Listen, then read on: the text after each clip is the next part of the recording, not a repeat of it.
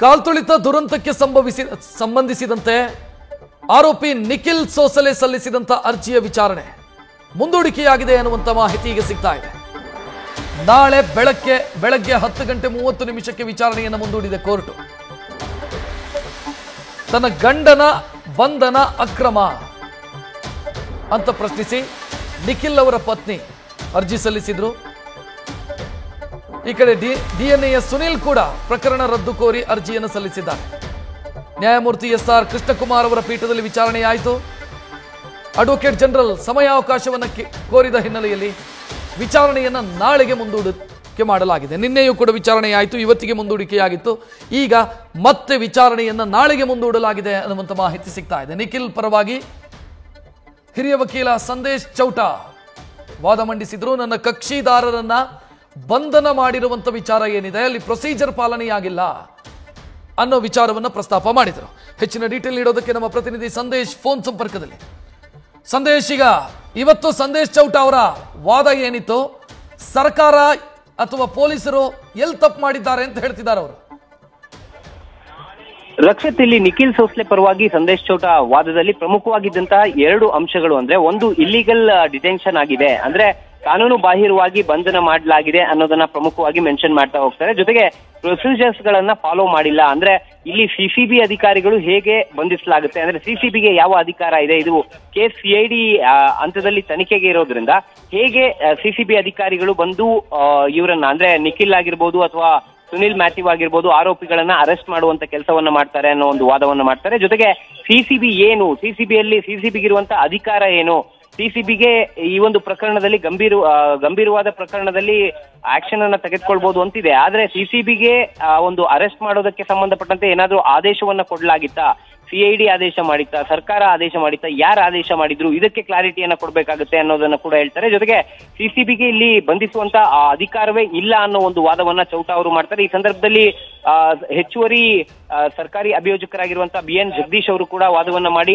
ಗಂಭೀರ ಪ್ರಕರಣ ಆಗಿರೋದ್ರಿಂದ ಗಂಭೀರ ಪ್ರಕರಣಗಳಲ್ಲಿ ತನಿಖೆ ಮಾಡೋದಕ್ಕೆ ಸಿಸಿಬಿಗೆ ಮುಕ್ತವಾದ ಅವಕಾಶ ಇರುತ್ತೆ, ಅದಕ್ಕೆ ಬೇಕಾಗಿರುವಂತಹ ಆದೇಶ, ಜೊತೆಗೆ ಸಿಸಿಬಿ ಹೇಗೆ ಬಂತು ಇಲ್ಲಿ, ಯಾಕಂದ್ರೆ ಅಲ್ಲಿ ಏರ್ಪೋರ್ಟ್ ನಲ್ಲಿ ಬಂಧನ ಮಾಡಿರೋದ್ರಿಂದ ಅಲ್ಲಿ ಯಾವುದೇ ಒಂದು ಆದೇಶವನ್ನ ಕೊಡದೆ ಅಥವಾ ಗ್ರೌಂಡ್ಸ್ ಆಫ್ ಅರೆಸ್ಟ್ ಅನ್ನ ನೀಡದೆ ಅವರನ್ನ ಅರೆಸ್ಟ್ ಮಾಡಲಾಗಿದೆ ಅಂತ ಚೌಟಾ ಏನ್ ವಾದ ಮಾಡಿದ್ರು, ಅದಕ್ಕೆ ಸಂಬಂಧಪಟ್ಟಂತೆ ಸಿಸಿಬಿ ಹೇಗೆ ಬಂತು ಅನ್ನೋ ಒಂದು ಮಾಹಿತಿಯನ್ನ ಕೂಡ ನಾವು ಆಕ್ಷೇಪಣೆಯಲ್ಲಿ ಸಲ್ಲಿಕೆ ಮಾಡ್ತೀವಿ ಅನ್ನೋ ಒಂದು ಮಾತನ್ನ ಕೂಡ ಹೇಳ್ತಾರೆ. ಜೊತೆಗೆ ಇಲ್ಲಿ ಪ್ರಮುಖವಾಗಿ ಯಾವಾಗ ಅರೆಸ್ಟ್ ಮಾಡಿದ್ರು, ಜೊತೆಗೆ RCB ಹಾಗೆ DNA ಸದಸ್ಯರು ಯಾರಾಗಿದ್ರು ಕೂಡ ಅವರನ್ನ ಬಂಧನ ಮಾಡಬಹುದಾ ಅನ್ನೋ ಒಂದು ಪ್ರಶ್ನೆಯನ್ನ ಚೌಟಾ ಅವರು ಇಡ್ತಾ ಹೋಗ್ತಾರೆ. ಅಂದ್ರೆ RCB ಮ್ಯಾನೇಜ್ಮೆಂಟ್ ಹಾಗೆ DNA ಯಲ್ಲಿರುವಂತಹ ವ್ಯಕ್ತಿಗಳನ್ನ ಯಾರನ್ನ ಬೇಕಾದ್ರೂ ಇಲ್ಲಿ ಹೊಣೆಗಾರಿಕೆಯನ್ನ ಮಾಡಬಹುದಾ, ಯಾಕಂದ್ರೆ ಇಲ್ಲಿ ಪ್ರಮುಖವಾಗಿರುವಂತದ್ದು ಅವರ ರೋಲ್ ಏನು, ಪಾತ್ರ ಏನು, ಈ ಒಂದು ದುರಂತದಲ್ಲಿ ಈ ಒಂದು ಕಾಲ್ತುಳಿತದಲ್ಲಿ ರೋಲ್ ಏನು ಅನ್ನೋದನ್ನ ಹೇಳದೆ ಇವರು ಅರೆಸ್ಟ್ ಮಾಡಿದ್ದಾರೆ. ಇಲ್ಲಿ 5 ಪೊಲೀಸ್ ಅಧಿಕಾರಿಗಳನ್ನ ಅಮಾನತು ಮಾಡಿದ್ದಾರೆ. ಜೊತೆಗೆ CM ರಾಜಕೀಯ ಕಾರ್ಯದರ್ಶಿ ಗೋವಿಂದ್ ರಾಜು ಅವರನ್ನ ಕೂಡ ವಜಾ ಮಾಡಿದ್ದಾರೆ. ಜೊತೆಗೆ ಗುಪ್ತ ದಳದ ಮುಖ್ಯಸ್ಥರಾಗಿರುವಂತ ಅಥವಾ ಇಂಟೆಲಿಜೆನ್ಸ್ ADGP ಹೇಮಂತ್ ನಿಂಬಾಳ್ಕರ್ ಅವರನ್ನ ವರ್ಗಾವಣೆ ಮಾಡಲಾಗಿದೆ. ಆದ್ರೆ ಇವ್ರು ಯಾರನ್ನು ಕೂಡ ಬಂಧಿಸಲಾಗಿಲ್ಲ. ಅಂದ್ರೆ